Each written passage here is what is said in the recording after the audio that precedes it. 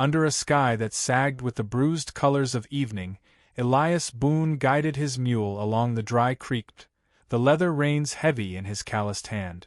The prairie wind scraped at him, cold and unkind, carrying with it the thin scent of dust and pine resin. His boots sank in the powdery earth, the silence broken only by the soft creak of saddle leather and the wind's mournful hiss. It was then he heard it, faint, halting, a sound like a bird caught in its own broken wing. He stopped, head turning, breath caught in his throat. There, in the shadow of a fallen cottonwood, lay a child. The boy's skin was drawn tight over his ribs, his lips cracked, eyes wide but clouded with hunger. His small body was wrapped in deer-hide rags, stiff with dust, and when Elias stepped closer, the child flinched, curling inward as though bracing for a blow. For a moment, Elias felt the weight of the years on his back, the town's scorn pressing like invisible hands. He had been mocked often enough, too gentle, too withdrawn, not the sort of man who fought raiders or drank hard in the saloon. But here was no raider, only a boy with hunger clawing through his skin. The child whispered, voice cracked like dry river stone, "No hurt." Elias crouched slowly, his weathered face softening in the dim light. "Easy, son. Ain't nobody gonna hurt you." The words slipped unbidden, heavier than he intended. He slid his duster coat from his shoulders and wrapped it around the boy's frail frame, lifting him gently as if he weighed no more than a sack of feathers. The boy clung to the fabric weakly, the tremor of his breath against Elias's chest. The mule trudged homeward under twilight, hooves crunching over stone. Elias rode silent, listening to the rattle of the boy's shallow breaths. He thought of the town, how they would sneer if they knew. Boone would nurse a rattlesnake if it cried, they had once laughed. Shame crawled up his throat, but he pushed it down, eyes fixed on the thin line of his cabin against the horizon. The ranch stood lonely, pressed against the skeletons of cottonwoods that bent in the wind. The fence sagged, rails bleached white by sun and storm. Elias pushed through the door, the cabin sighing around him with its empty silence. He laid the boy on the narrow cot by the hearth, stoked the embers until flame licked high, then set a pot to warm. Steam rose, carrying the faint scent of broth. He spooned it carefully into the boy's mouth, each swallow an act of survival. The boy's eyes fluttered shut, then opened again, stubborn, as though refusing to leave the world. When he could finally speak, the word was soft, uncertain, "Taza." Elias nodded, repeating the name under his breath, letting it settle in the room like a vow. He noticed the child clutching a small woven bracelet, the colors worn thin, threads frayed. A tether, perhaps, to someone waiting, someone who might never come. That night, Elias sat at the table long after the boy slept, the fire painting his face in shifting amber light. The voices of the town drifted through memory. Too soft, Boone. Not a real man. He swallowed against the ache in his chest. Yet each time his eyes strayed to the fragile rise and fall of the child's chest, he felt something shift, some buried tenderness long thought dead stirring awake. The next morning, Elias saddled his mule and rode into town. The air smelled of horses and coal smoke, laughter spilling from the saloon like a harsh tune. At the general store, Clara May stood behind the counter, her dark hair pinned neatly, eyes quick as sparrow wings. She studied him as he gathered flour and salt. "You hiding something, Boone?" she asked, half teasing, half probing. Elias avoided her gaze, only muttering, "Just supplies." But the saloon's men noticed his distracted silence, the way his hands trembled faintly. One leaned back, spitting tobacco into the dirt. "Boone's soft," he drawled. "Bet he's got a pup in his bed, or worse." Their laughter followed Elias out like burrs caught in his coat. Shame burned, heavier with each step, but beneath it a stubborn ember glowed, an ember he did not yet understand. When he returned, the boy was struggling to stand, thin arms gripping the edge of the table, knees shaking. Elias crossed the room in 2 strides, steadying him. Taz's dark eyes searched his face, full of quiet determination. "Easy now," Elias murmured, lowering him gently back onto the cot. The word, son, trembled at the edge of his tongue again, unspoken yet lingering like a taste of honey. The days passed in a hush of shared breath and careful gestures. Elias fed him slowly, patiently, the boy's strength inching back like dawn over the prairie. At night, the coyotes called from the hills, their cries high and mournful. In the glow of firelight, Taza scratched shapes in the dirt by the hearth: circles, mountains, horses. Elias, almost without thinking, added marks beside them. They sat together in silence, words unnecessary. One evening, as soup simmered, Elias noticed the boy's hair falling into his bowl. He reached over and, with surprising tenderness, braided a few strands back. His hands remembered the motion, though it had been years since his sister, lost young to fever. The memory rose sharp, but instead of breaking him, it softened. 4 days passed like this, their silence growing less heavy, more companionable. Elias woke to the sound of breath not his own, the weight of another presence in a house long emptied of laughter. For the first time in years, loneliness did not howl so fiercely at his back. But on the 4th morning, as the sun's first fire licked across the horizon, Taza's eyes went wide at the window. He pointed with a trembling hand. Dust curled on the edge of the prairie, rising like smoke. Elias stepped outside, rifle cradled low but ready. 3 figures advanced from the horizon, moving with the steady grace of the wind itself. Women, wrapped in desert-colored blankets, their braids bound with bone beads that glinted in the sun. Their faces were carved with lines of grief and resolve. The wind caught at their shawls, snapping them into the air like wings. Behind him, he felt Taza's small fingers clutch at his coat. The boy whispered something in Apache, voice breaking like a reed in the current. Elias's heart hammered as the 3 women stopped at his door, their eyes fixed on him, silent and unyielding.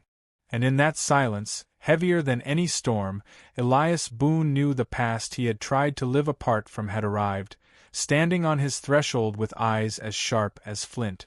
The 3 women stood at the edge of Elias Boone's porch as if carved from the wind itself, their eyes dark pools that measured him without mercy.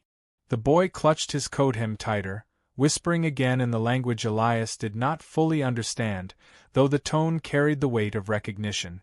The tallest of the women stepped forward, her face lined by years of both loss and endurance. "Our boy," she said, the words clipped but clear. Elias's jaw tightened. He shifted the rifle lower, though he did not raise it. "He'd have died out there," he replied, voice roughened by more than the prairie air. The woman's gaze did not soften. Beside her, another spat in the dirt, her eyes like flint, her body angled between Elias and the boy as though warding off danger. The youngest hung back, shawl tight around her shoulders, eyes shadowed with something more fragile, hesitation or grief. They moved past him into the cabin, the boy's small hand sliding from Elias's coat. The room filled suddenly with their presence, the quiet space Elias had come to know pressed smaller, the firelight falling across unfamiliar faces. The elder woman, whose bearing held the weight of a matriarch, knelt before the boy. Her hand brushed his cheek. Her lips trembled, and yet when the boy leaned back instead of forward, when his gaze darted toward Elias as though seeking permission, something fierce caught in Elias's chest. The sharp-voiced woman spoke again, her English broken but scalding. "Why you keep him? To use? To trade?" Her suspicion clung to every word. Elias could only shake his head. He reached into his pocket and drew out the woven bracelet, laying it in the boy's palm. The child clutched it instantly, as if his very soul resided in its worn threads. Silence stretched. The women watched Elias, their mistrust layered with a grief that had no outlet. He did not argue. He let the axe speak, for words seemed brittle things between them. They gathered themselves after a time, wrapping the boy in their arms. His small hands resisted faintly, but the weight of their claim pulled him from the cot. Elias stood rooted as they carried him outside, the dust rising around their steps. The boy turned once, a brief glance over his shoulder, eyes bright with confusion. Then they were gone, swallowed into the horizon, and the cabin's silence returned heavier than before. Word spread faster than wildfire. A ranch hand passing near had seen them, Apache women on Boone's porch. By evening, whispers threaded through the saloon. Boone's keeping company with them now, one man sneered, ale spilling down his chin. Always said he was soft. Laughter rippled, harsh as the clink of glass. At the general store, Clara May tried to still the rumors with a firm voice. "Leave him be, you don't know the truth." But her words were drowned out by scorn. Elias heard it all, though none dared say it directly to his face. He drank alone that night, fire crackling low, whispering into the hollow room, "Fool's heart." The storm came 3 nights later. The sky split with lightning, rain hammering the land until rivers rushed where none had been. Elias sat by the hearth, the wind pressing against the walls like an angry giant. Then came the knock, sharp, urgent. He opened the door, and there they stood again, the 3 women, soaked through, the boy shivering in their arms. His face was pale, breath shallow. The elder spoke, her voice strained. "He is weak. He cries for you." Elias's heart clenched. "Why bring him back?" The younger woman stepped forward, her voice barely above the storm's howl. "We have lost many. He trusts you. Maybe. Creator wills it so." Elias reached for the boy without hesitation, wrapping him in blankets, pressing him close to the fire. The boy clung, trembling, small fists clutching Elias's shirt as though refusing to let go.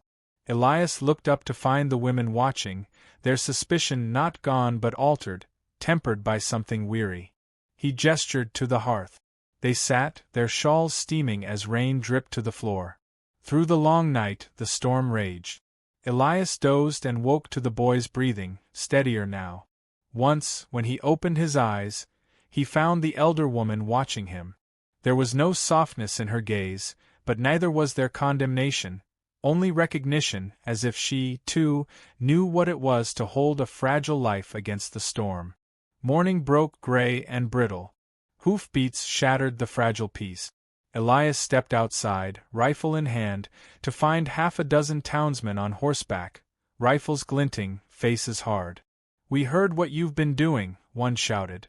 "You're harboring them. Hand the boy over, send the women on their way, or we'll take matters ourselves." The women stiffened behind him, hands tightening on their shawls. Elias's stomach turned to stone. He raised the rifle, but not in threat. Slowly, deliberately, he lowered the barrel until it pointed at the ground. His voice, when it came, was steady as bedrock. "This boy is no enemy.